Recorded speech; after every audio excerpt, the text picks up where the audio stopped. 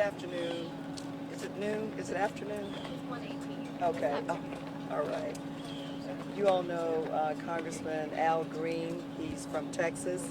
He's also a member of the Committee on Emergency Preparedness, Response, and Recovery. So just want to make sure that you know, and we'll both be answering any questions that you may have. So if you can tell us a little bit about why you're here, boots on the ground. Well, I chair the subcommittee on Emergency Preparedness, Response, and Recovery through the Homeland Security Committee. Almost 3 weeks ago now, I was just getting back from Puerto Rico to go over and assess the damage in my capacity as the committee chair, along with the governor of Puerto Rico, to look at the damage from Hurricane Fiona, and came back to Hurricane Ian. And so we know the devastation that has occurred here in Southwest Florida. We've had an opportunity to talk to FEMA, get a briefing, the state's emergency manager, and we're just trying to figure out that road to recovery. So what are the needs that you've heard from people in the community? You know what? This hurricane, and I grew up in Florida, but Ian affected the entire state. We just heard FEMA say that all 67 counties were impacted. Now think about that. And so, you know, big storm, lots of devastation, flooding. We know that people lost their homes. Over 100 people lost their lives. We got a lot of work to do. But the way FEMA has brought the community, nonprofits together to really help to restore, recover, rebuild. We're only 13 days into it, and I really feel good about where we are at this point. Now, don't get me wrong, we have a long way to go, but we have a professional team here that's totally dedicated to the people that's been impacted. Have you had the opportunity to speak to people in our communities and hear a little bit about their needs? What are they telling you that they need? I certainly have, and that was our first stop this morning, because before we met with FEMA and others, I really wanted to hear from the people on the ground. We've been getting calls to our office from people here in Southwest Florida. And what we are hearing, yes, there are people who lost their homes, they're homeless. And that is probably the number one concern that we've heard about. Also, there are people who need to process with the Small Business Association, Administration, and they need information on how to do that. And another thing that I heard today that I certainly have thought about as a law enforcement officer, as a police chief, but hadn't really processed it fully after natural disasters, and that's the need for mental health counseling. When people have lost everything that they value, had to scramble for their lives, the persons who survived the storm talked about the need for mental health services. And so we spent a good amount of time today talking about just that with FEMA. What were some of the thing that our viewers, Wink News viewers, have been asking about is FEMA trailers and housing. Many of them have no place to go because of the storm. What can you do to help make sure that there is that kind of housing? Well, as the committee that provides oversight for FEMA, to make sure, our committee provides oversight to make sure that FEMA has the resources that they need so that they can adequately and effectively meet the needs of the people. As I said, housing was probably the number one issue that we heard from when we talked to representatives in the community. And so we've talked to FEMA about having these mobile structures that they can bring into communities. Now that's a process to make that happen, but every day that it's not happening, people are going without shelter. And so they know it. As I said, they've worked hard, done, I think, under the most extreme circumstances, a decent job, but there's still a lot more work to be done. We need to get those structures into the communities. What kind of timeline would that look like for some of these people? I know you said that you have to figure out there's a lot of logistics that come with that, but we are talking to a lot of people in the community who are in hotels, and that time that they can actually stay there is running out. What do you say to those people when it comes to a timeline? That we have met with FEMA, and FEMA's aware of that. They've been on the ground from the very beginning, but not just when Ian struck. They've been on the ground before that in a more proactive way to make sure we're adequately prepared. And you all know we were expecting Ian to take a different path. It did not. This area got hit hard. And so FEMA is fully aware. I was glad to hear them talk about the lack of housing and the unbelievable needs for housing in this community. And I do believe as they work out the logistics that they'll be able to get it done. So can you tell us about the oversight process? So you are here as part of an oversight mission. How does that work? How are you deciding or grading whether or not FEMA is providing the services that it can? How does that all work? Well, I think it kind of goes back to what are the issues? Housing, the need for everything we've heard from power to cell phone access to the internet access. I had an opportunity and other leaders in Central Florida a couple of weeks ago to meet with the FEMA Administrator Griswold.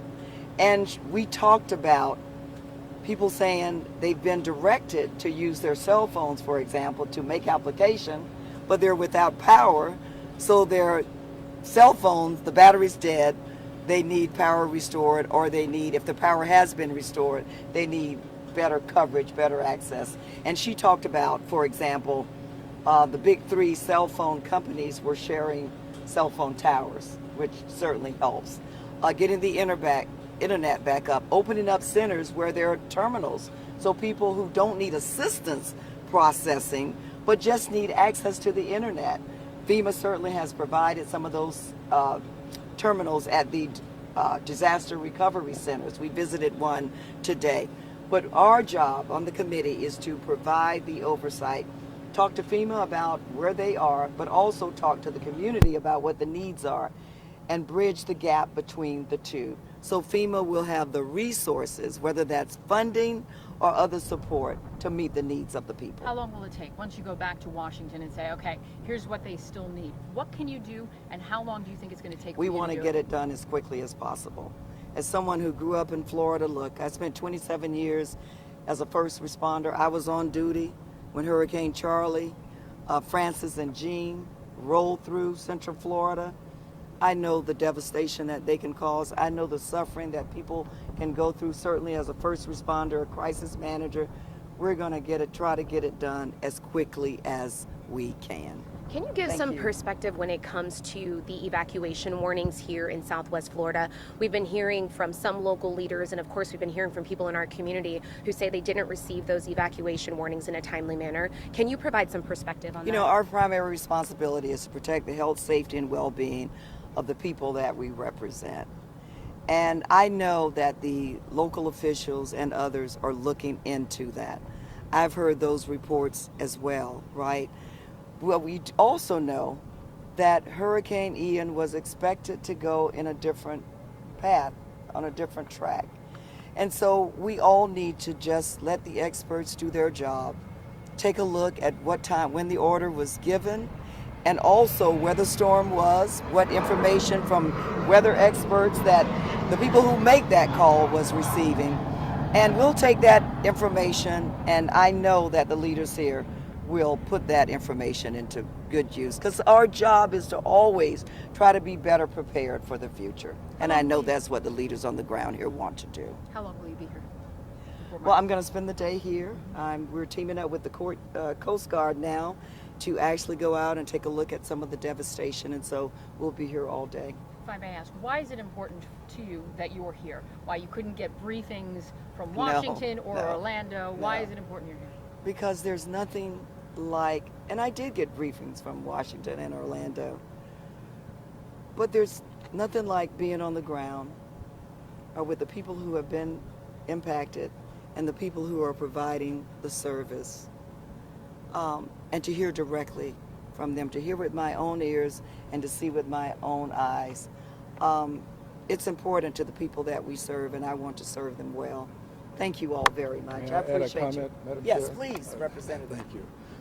First, I'd like to indicate that I'm honored to be here with the chairwoman, honored to serve under her leadership. She's a hands-on leader, and she makes a difference. And it's going to make a difference, her being here. I assure you it will. I was reared in Florida, graduated from Choctawhatchee High in Fort Walton, went to Florida A&M University in Tallahassee. This is my state, too. I now represent folk in Texas, but I'm a United States Congressman, and I represent all of the people.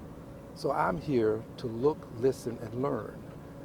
I want to see so that I can tell my colleagues who may not be able to make it what I saw. The trees that were uprooted, the houses with the blue tarps, the people in need of help. I want to be able to let them know in graphic terms what I saw, because it can make a difference. So I want to look, but I also have to listen. The chairwoman is eminently correct. A lot of what we do is just being there to hear people explain to us what the woes are, what the worries are, and what can be done to help them through this time of crisis. And when I can look and listen and learn, I can be a better congressperson. So I'm here to make sure that I take a message back to my colleagues that Florida needs our help. And we must be here in this time of need for Florida. You speak with confidence that Congresswoman Demings being here is specifically going to make a difference for the response here. How so? Because Congresswoman Demings is a subcommittee chair of Emergency Preparedness. And because Congresswoman Demings and I and other colleagues will put forth all of the issues that the people of Florida have called to our attention. But I will say this, it's going to be nice to have cooperation from all aspects of Congress.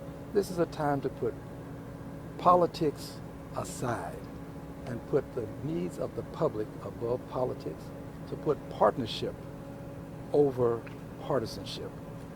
She does that.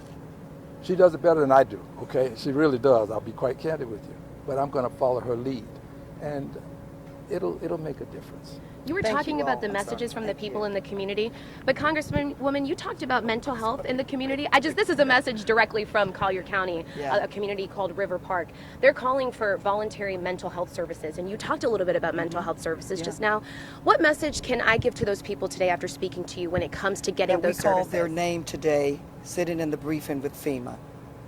That persons who are associated with nonprofit organizations there want to be able for their residents to receive service, but not have to go outside of the community to receive those services.